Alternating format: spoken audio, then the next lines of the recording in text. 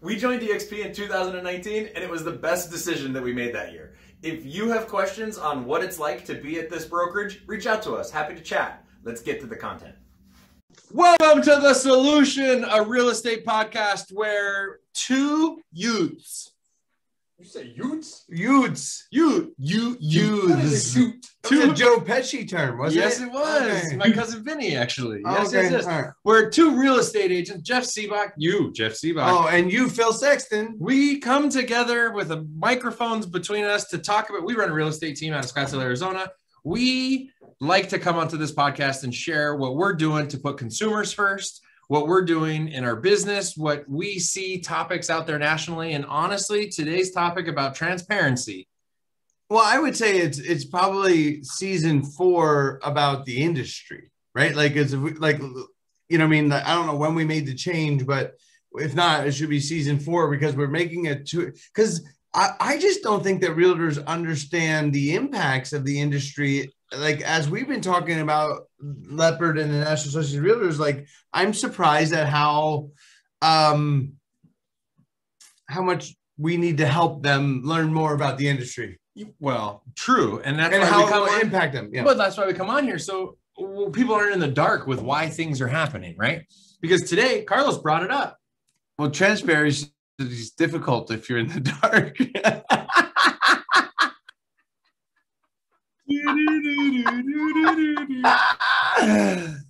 What did Carlos say?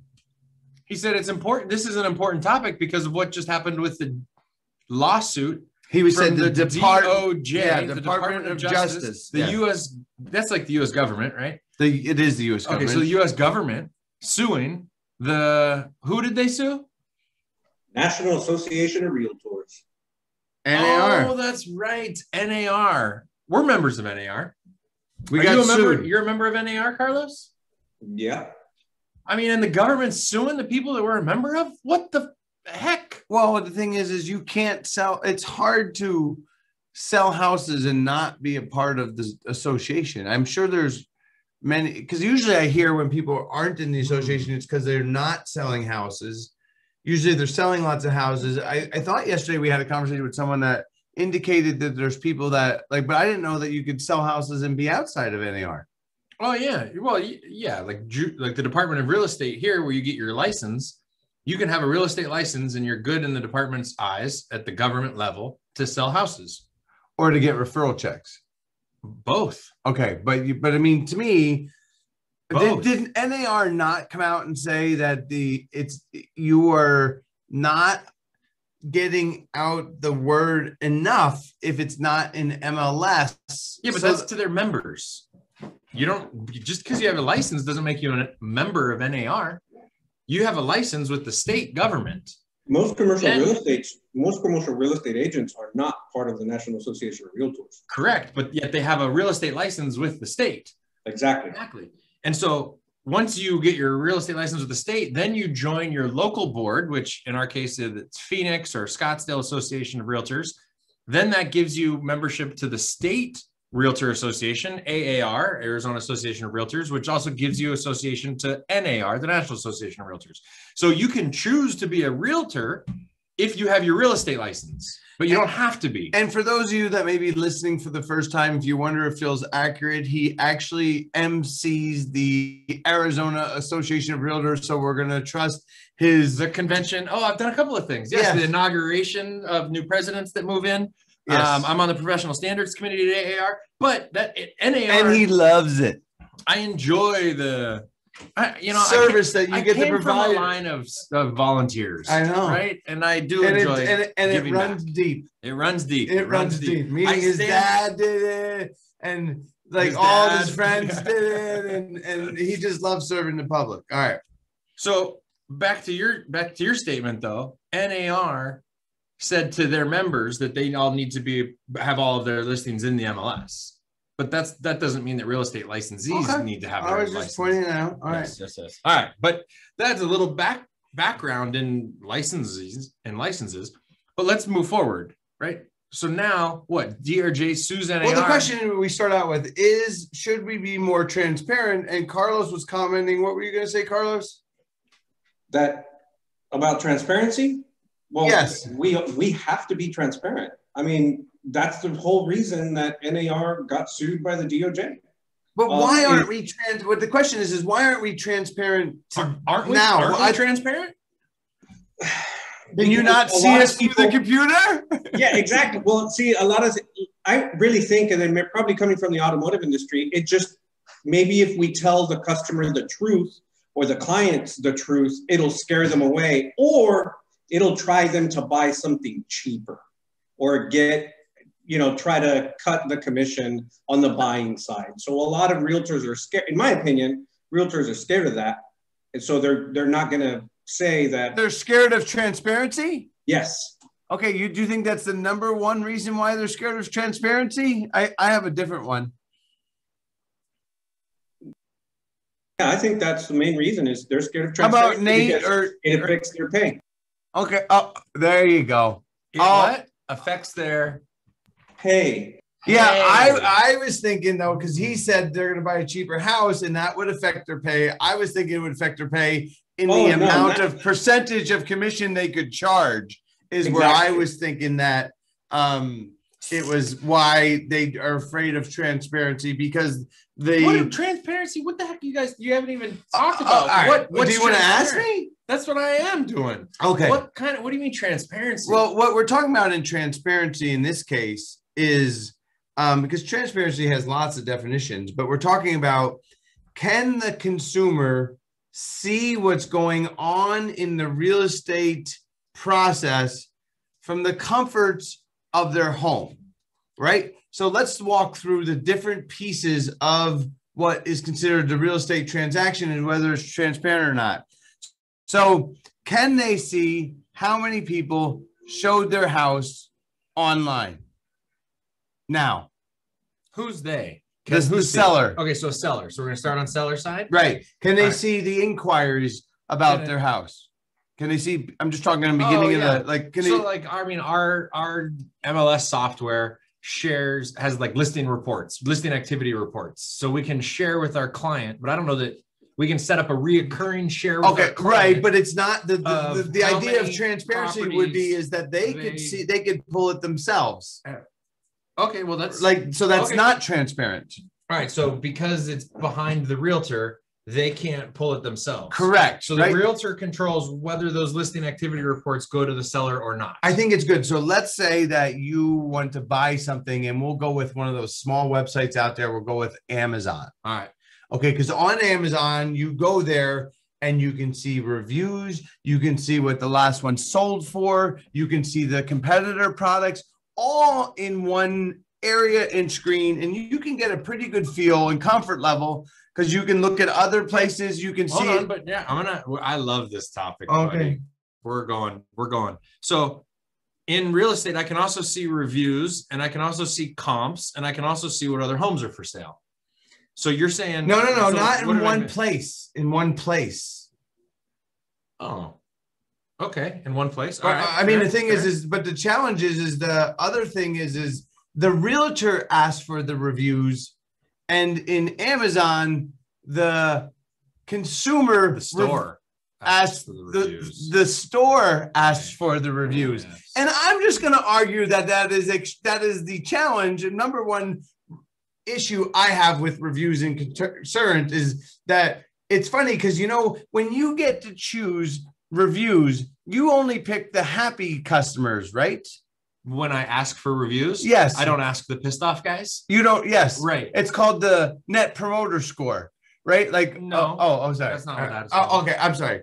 But the point is that I believe that most people, because viewed by how many, give you an example. I was looking up an agent that sold 500 houses and he had 21 reviews and they were all 5 stars. And I was like, that person, if they were reviewing everybody, I thought should have had 300 to 400 reviews.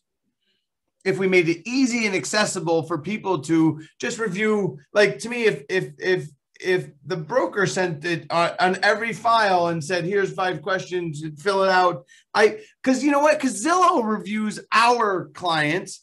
And you know what? That score moves up and down regularly. And they're like, it's different, is it not?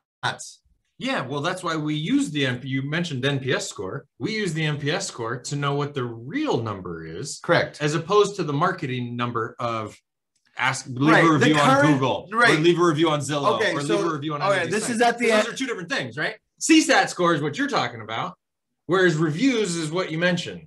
Okay, I just meant when I used, I'm sorry, you're right. I used a big word, review, and I was just meant is what isn't going on today is the clients not being asked in every transaction by someone other than the independent contractor, so an alternative source, and making that public. Yeah. Right. We should have Bill Risser on our podcast. Well, there's Rate My Agent. That's what he's now the general manager in the U.S. I think maybe next week we'll talk to him because I'm curious if their product is going to go to all transactions as opposed to just you pick which one you want. The problem is that the companies need supporters, and the challenge is that, well, I mean, here's why it's going to fix the industry. Here's why we're a proponent of transparency in the industry, is because the current model of brokers recruiting agents is not a fan of getting a customer review on every transaction. True. Because okay, so in transparency in real estate, let's go, because that's the topic for today. I'm sorry if I forgot to introduce the topic. Today, we're talking about how transparent real estate should be. And agents, customer satisfaction scores should be more transparent. By tenfold. Like, right. we're not even actually not just, okay, so agents in the sense, like their success should be more transparent. I think their success, like, because we should be able to look Carlos up and see how many deals he did. Right. Do you want to ask me why that doesn't happen today?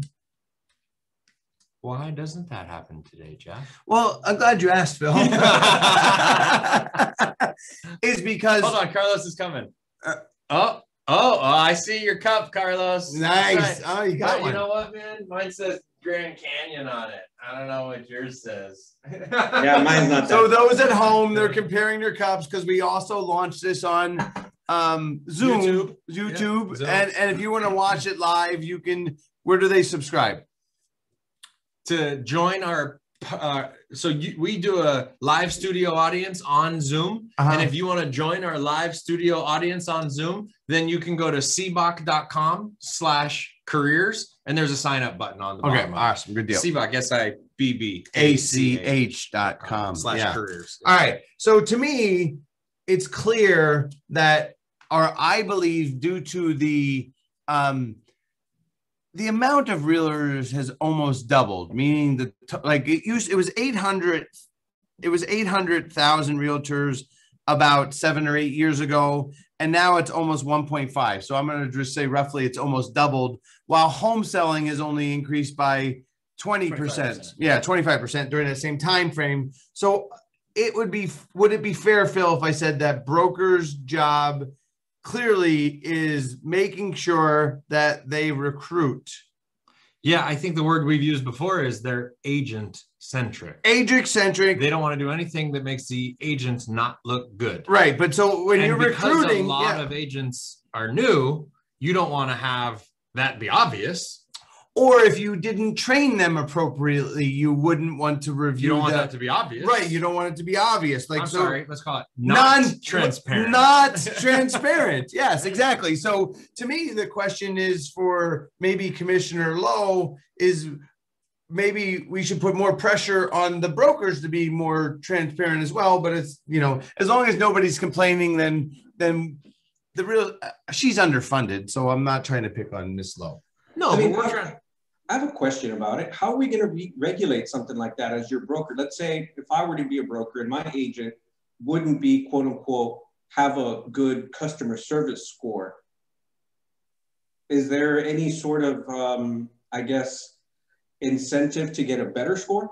Yes. Yes. If it's public. Yes. Yes. Right. So if I come on to your broker's, like the Sibbach team, for example, website.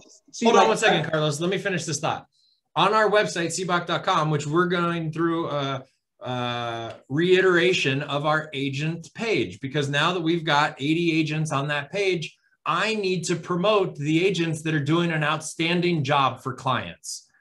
How do I know if they're doing an outstanding job for clients? I have to survey every single one of the transactions that comes through our team. Every single one of the transactions that they do, I get their contact information, I follow up, and I ask them one question. The one question, the NPS score. How like on a scale of 1 to 10, how likely are you to refer us to your friends and family? And then whatever that number is, it turns into an average. Right now, our average is 9.45, which is outstanding as a team as a whole, right? But if I don't put the individual score for the agents on their profiles, then you're right. There's no incentive. We've got to put them on blast. I mean, Carlos, because we know that our business has increased because we have more Zillow reviews. We know that the customer cares about the stars. Just like, well, let me ask you a question. When you go to Amazon, I was trying to buy some sneakers for my son, and the sites that had 2 stars versus 5 stars, it was weird. I just didn't use them anymore.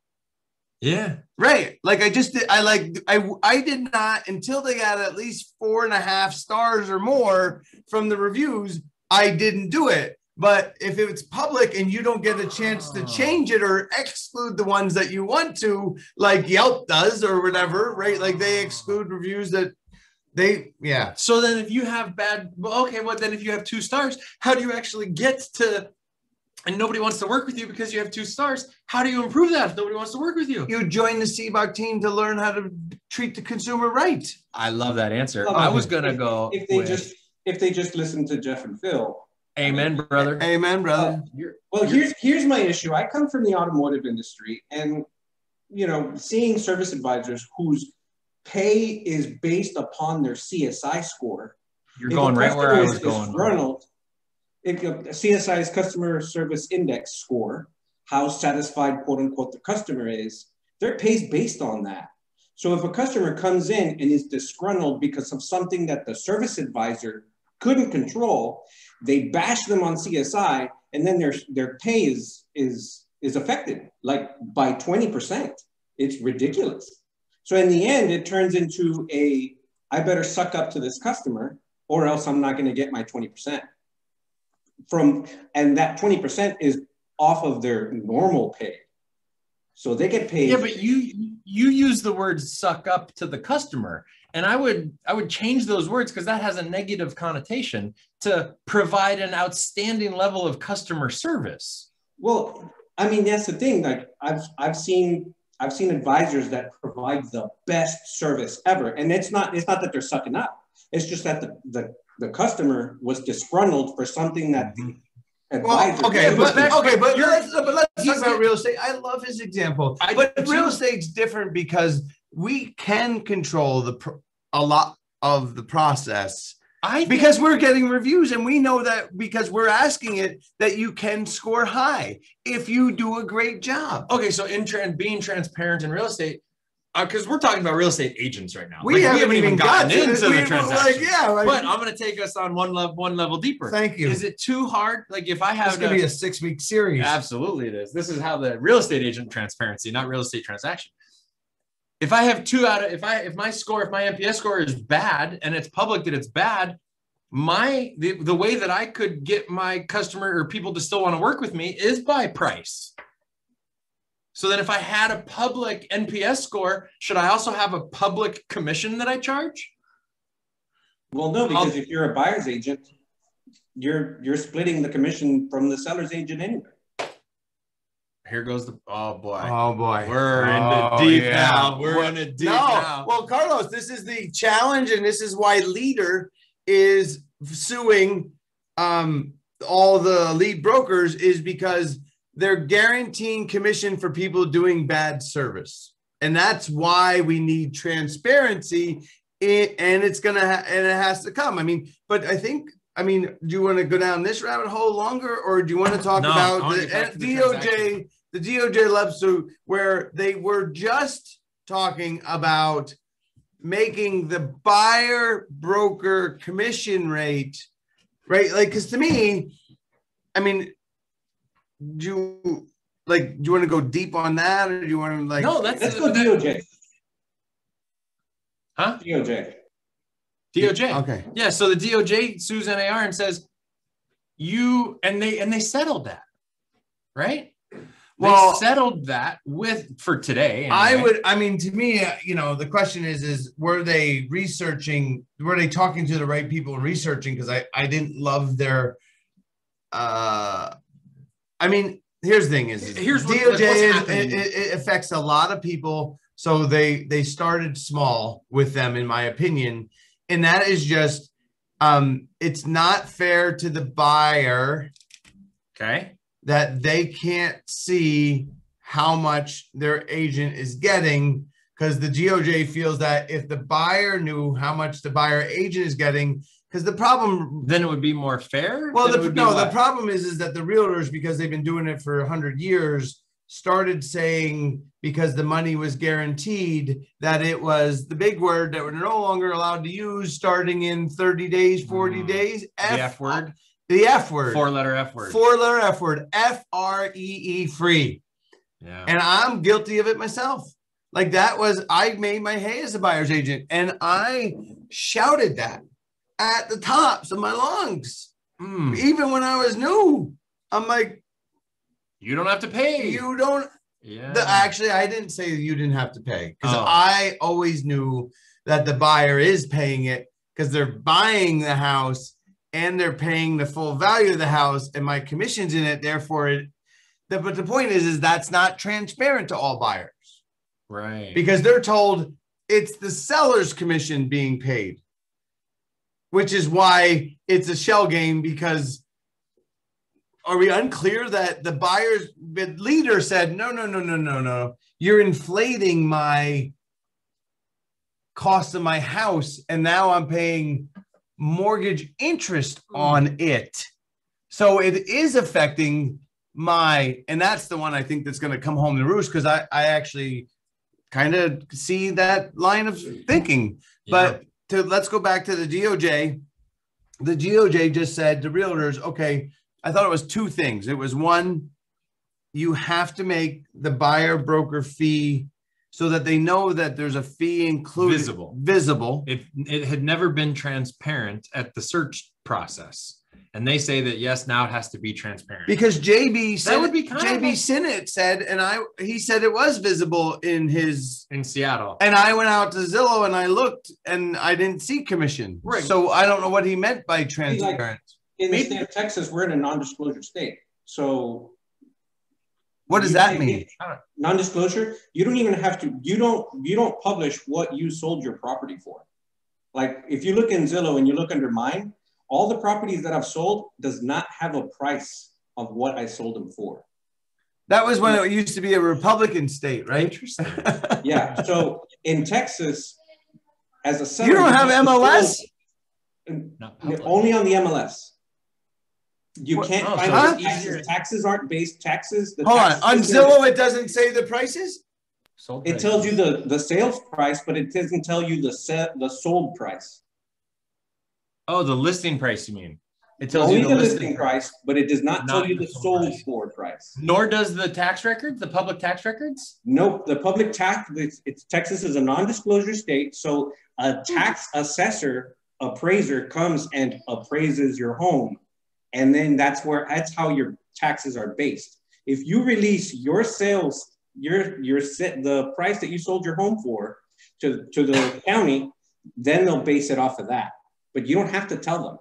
Texas is a non-disclosure. Depends on what the appraiser appraises the house. So, Carlos, are you aware of any other states that are non-disclosure states? Is anyone else on the podcast that they're in a non-disclosure state?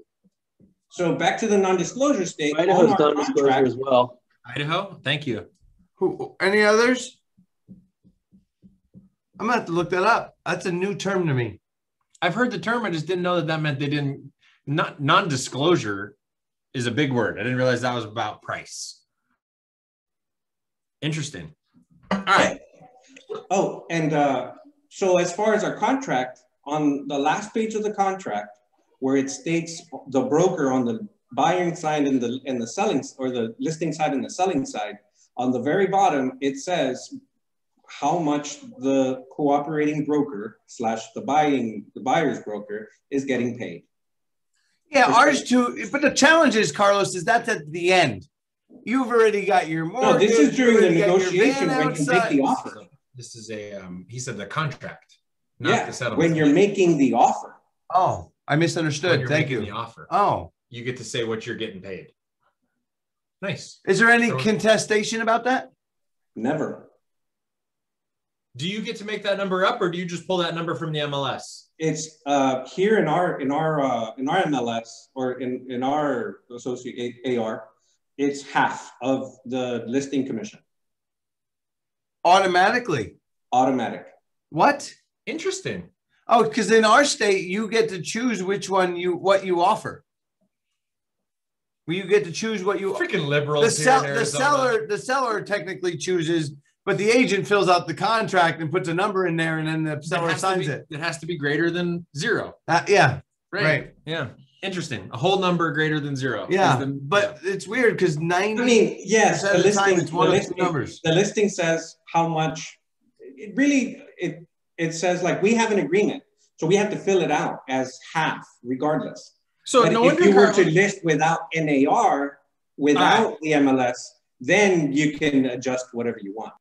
So if now you I take, know, now I know why Carlos was so excited about this topic, is because his state is even less transparent than ours, right? Like they don't share sales price with that information. Do you think that they should? Hell no. I want you knowing how much I paid for my property. No, you don't want to know how much they paid for the house. Interesting. Do you think that we should publicly share what the co-broke is? How do you run comps? What the co-broke is? He has the MLS. MLS has the data, not public. MLS has the data. So you run the. So how is that? How is that not public? Like I'm just like, so we only give it to the realtors? Like, yeah, they're licensed with the state. Yes. Exactly. Yeah. So we're drivers. That's why we only let those people drive cars.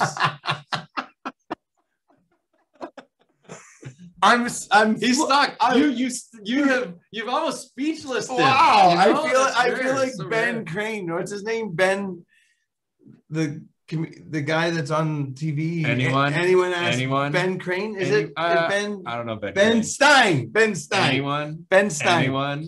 Shut up. Yeah, that's Ben Stein. Maybe you guys should open Isn't that Ben Stein? Ben, I don't know. From Ferris Bueller. Wasn't he the teacher in Ferris Bueller? Ben Stein? He was. Yeah. Okay. Anyone? Bueller. All right. Okay. So now we think that Idaho and Texas, should they have to disclose sales price? What do you think, Jeff, on our topic of transparency? Because we were coming and talking commissions. I'm just thinking that now that Texas is more democratic, that's going to change. Is what I was like, because I can't. How is that? All right, let me go a different route with transparency. I mean, we'll talk about the other 48 states since it's not the majority. There's probably more. Because I know that on some of the things that we were researching, it talked about non-disclosure states. I just know we're not that.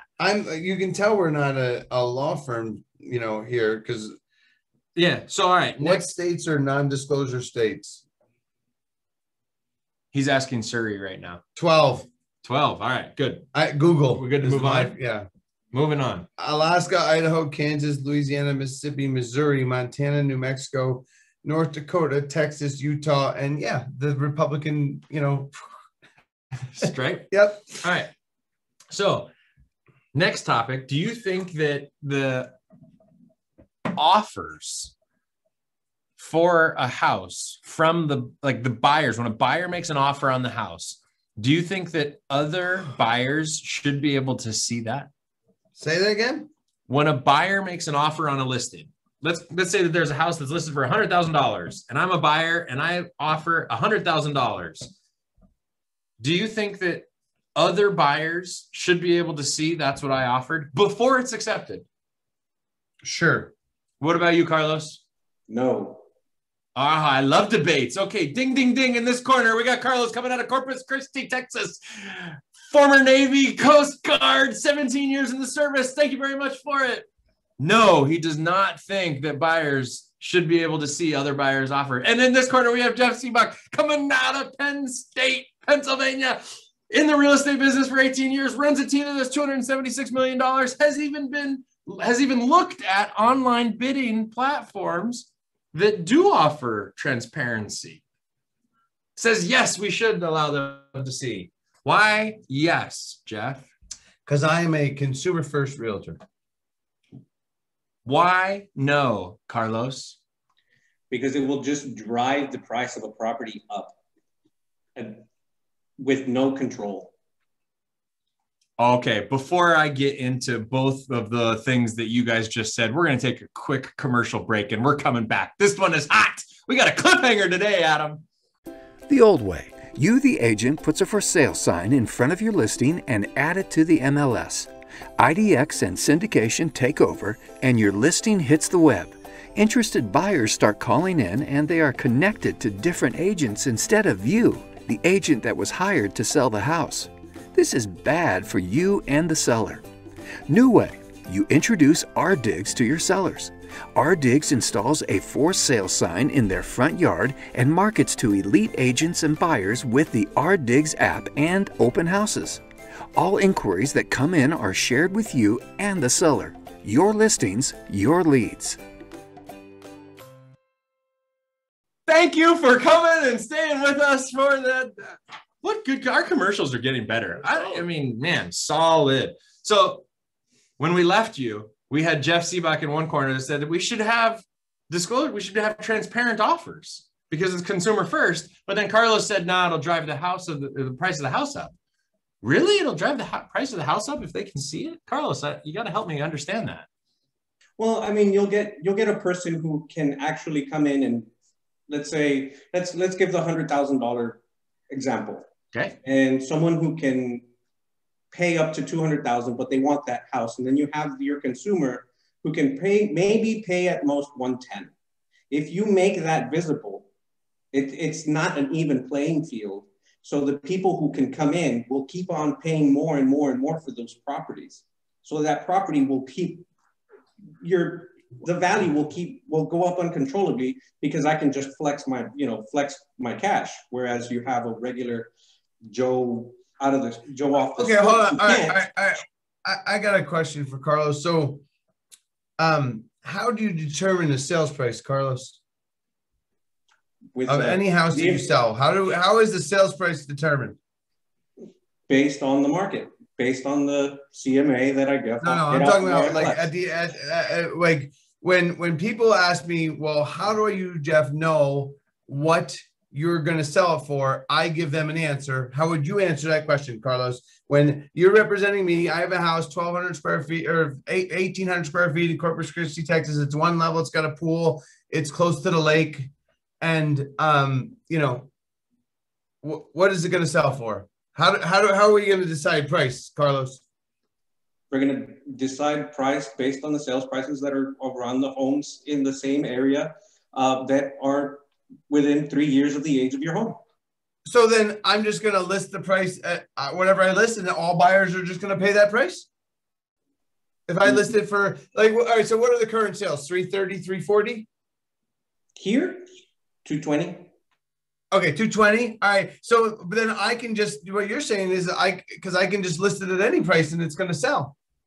No, you got to list it at the price of the comps and then, oh wait, you're saying that he's got to find somebody that's willing to pay that price. That's what I wanted him to say. Oh, I'm helping you out today, Carlos. Because, to me, with my minimal experience selling houses, 2,500 transactions, maybe give or take a couple, right? Okay. Like I would say that I've had people pay over, and that happens, and that's okay. Like the thing is over what the value of the property is. Absolutely. Actually, yeah. I think all of the people that bought this month paid over the value of the property. Okay. Yeah. I mean, technically it becomes the value when that happens, and well, that's a different conversation. But the reality is a house sells for what a buyer will pay and the seller will accept. That's how we come to the sales price. Yeah. What a buyer will pay and the seller will accept. That is how we come to a sales price. And it's just the state's decision and non-disclosure state to reveal that to the public. I'm amazed that's so. I mean, that's a different kind of law, and this happens to fall into it. It's not a real estate specific law, I don't believe. No, but I think, I mean, just in this, because of this topic right here, Carlos, you said that they'd come in at 200,000 and that other person couldn't pay that, but that doesn't happen.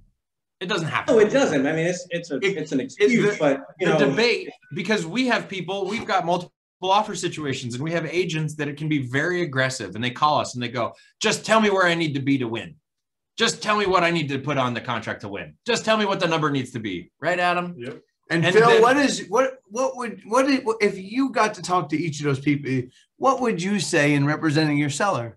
I would say, representing the seller, I would say, okay, Mr. Agent, so you want me to tell you the minimum number needed that you can buy the house for?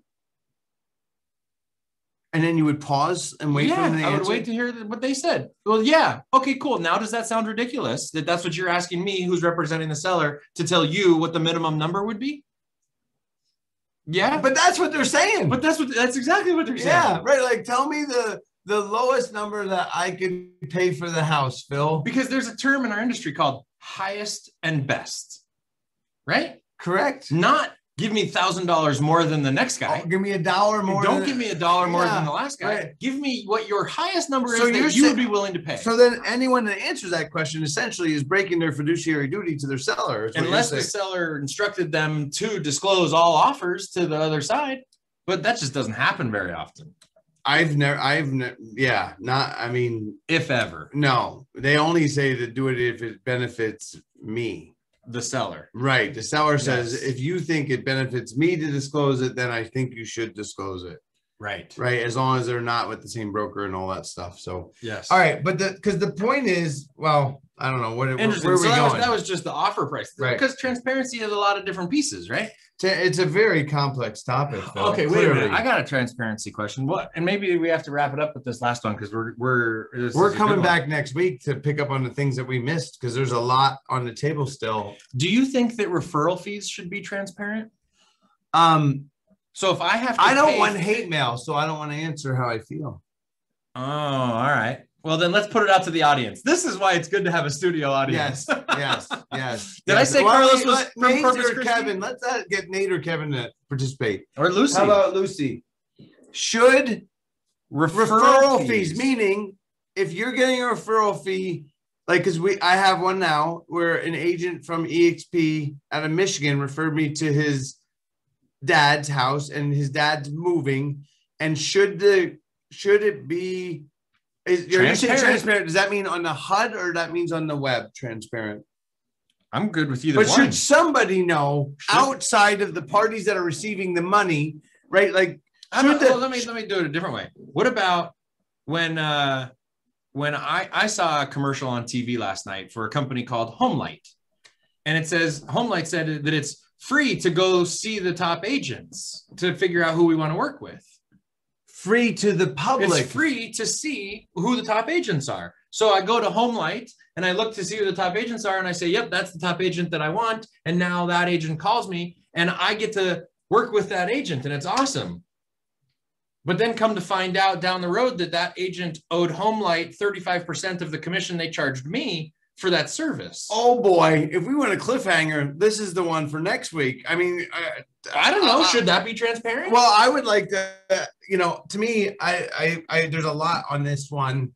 I don't know that we can wrap up with. I mean, that's a 40-minute conversation. Right? Like I don't want to short people. So what you're saying is because when you were thinking referral fees, I was thinking realistic because a lot of people refer deals out of state. Hopefully, if Carlos ever has a buyer in Arizona, he may think of you or I. Maybe, yeah, right? Yeah. Maybe, right? You got to go like more of his Instagram posts, Jeff. Oh, okay. So it's going to go to you. Okay, good deal. All right. But the idea is that is what is the backbone of the industry. And I know a lot of agents that really work on trying to just get these fees. But the challenge is they're not transparent. But to me, I think because it does not change the buyer's price they have to pay would be the argument that because it's not, but it actually does because I can't discount for my client when I have to pay a referral fee. I'm not, it handcuffs me Oh, because now maybe you don't buy the home warranty. But it don't. puts me in a very difficult position. This is why we're going to have to leave it here. We're going to have to pick it up next week because, you know, when I'm paying what just that site and other sites charges a 35% referral fee, and now that comes out of my commission and because the thing is Redfin says on theirs is that they'll credit somebody back on the listing side 1.5% commission. So now, I mean, That's transparent. That is transparent. Yeah. Right. That is transparent. Or sometimes reload, also transparent. Sometimes the people that are going through reload know that you got to pay that company. The listing person may know that they're being paid. The buyer's agent doesn't know They don't see it. It's not transparent to everybody. True. Some people know. True. But that's the thing is that I think we can conclude for today that clearly there is a lot of room for transparency, and we'll pick it up next week. Thank you, Carlos. Thank you, studio audience. Kevin, Nate, Lucy, we see you. We appreciate you. Yes. So to me, whether you like us or not, yes, you should go leave us a review so that our quality of content is transparent to other people out there. Awesome. Thank you, guys. Peace be with you. Bye-bye.